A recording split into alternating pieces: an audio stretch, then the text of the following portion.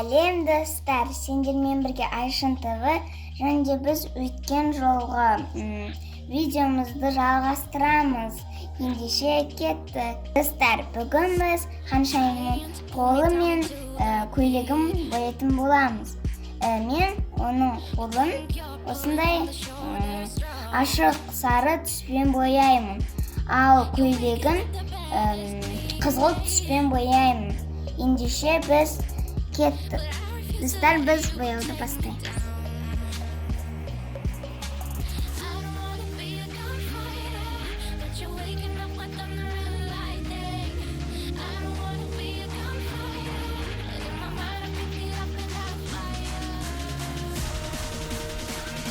Достар, біз бояғанда сыртынан шығармауымыз керек. Әйтпесе біздің суретіміз әдемі болмай қалады.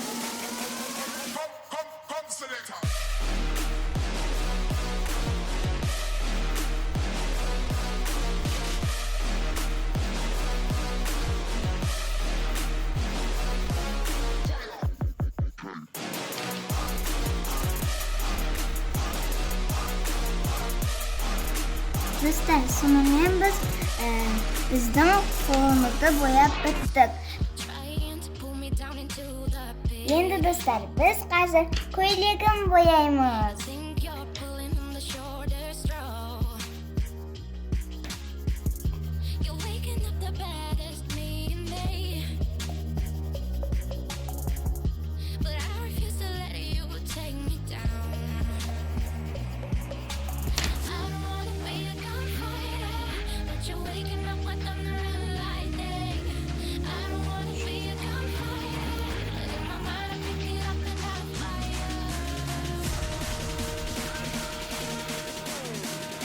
Достар,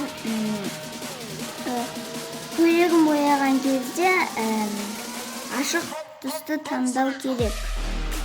Сол кезде жақсы болып көрінеді.